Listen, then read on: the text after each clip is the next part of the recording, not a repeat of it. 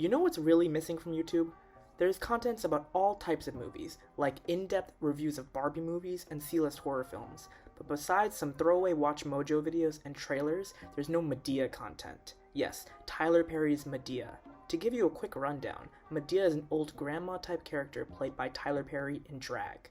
Who wouldn't want to watch that? Well, a lot of people do. That's why there are 9 mainline movies, not even counting her additional appearances in films like I Can Do Bad All By Myself, or even an animated feature.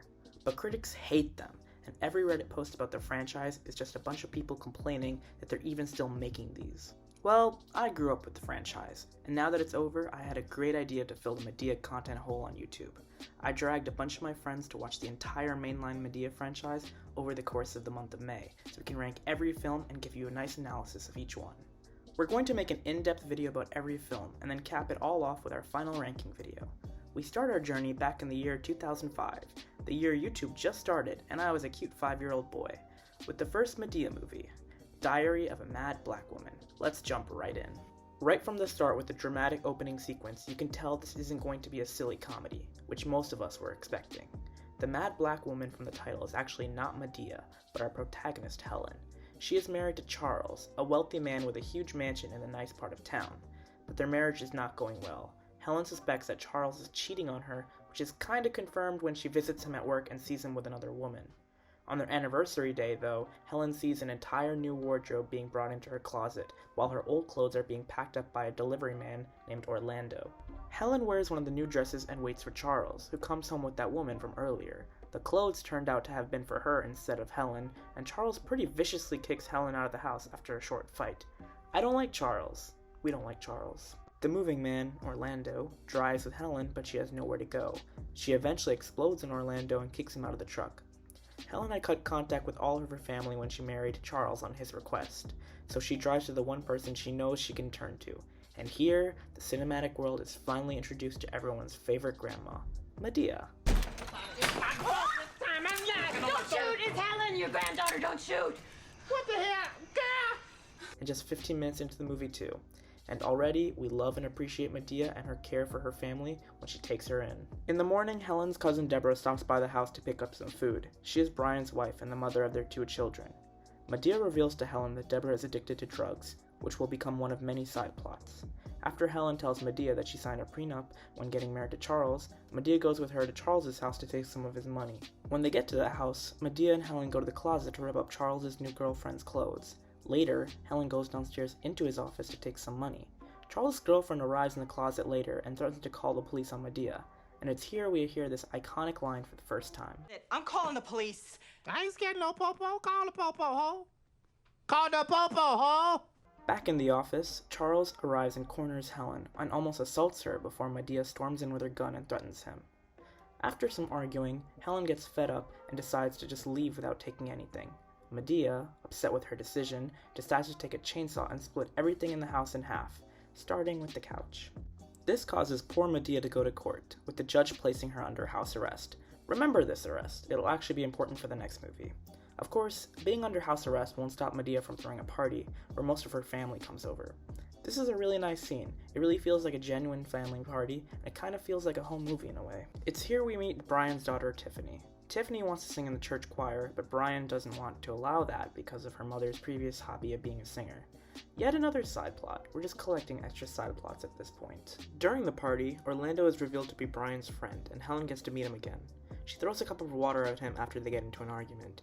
They're definitely not great friends yet. Later, Charles gets a call in the middle of the night to meet an old friend at a warehouse. There, it is revealed that he got into trouble for shooting a cop, and needs Charles to represent him in court. We learn now that Charles initially gained his wealth through illegal drug dealing. Charles is coerced into representing him to prevent the secret from coming out. Helen starts to turn around her life at this point. She reunites with her mother for the first time since she got married and gets a job as a waitress. One night after her shift, Orlando comes to pick up Helen to help her from having to travel back in the rain. They go to a restaurant, but Helen is very hesitant around him, afraid of being hurt again. She starts to really enjoy herself though when they are dancing, and ends up dating Orlando after a lot more thinking. After this, there's a quick scene where Deborah tries to get back together with Brian, but she is kicked out again by him, fearing for his children. Maybe a little too quick a scene.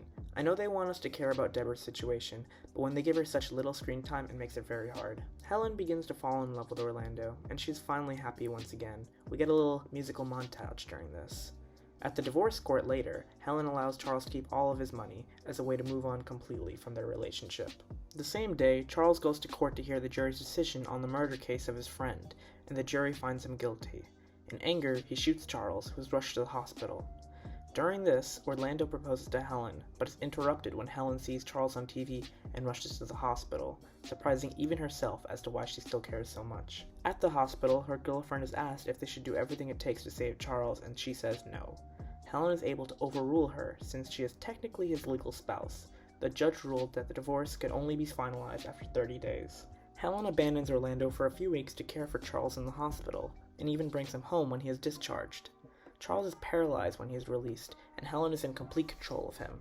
She uses the opportunity to humiliate and assault him, and it is revealed that his girlfriend stole most of his money. This is a fun few scenes of Helen getting some revenge. Hey, stop! Stop! Hey, stop! Are you hungry?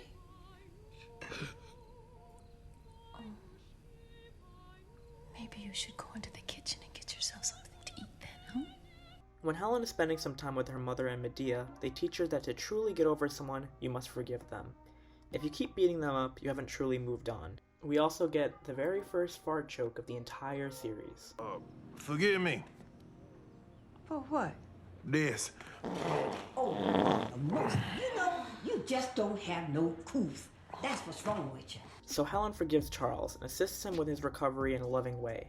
There's also a short scene where Brian's daughter Tiffany reunites with her mother, and Brian allows her to sing in the choir after some advice from Madea. The entire family goes to the choir service to support Tiffany, and during the service, Charles miraculously is able to walk again.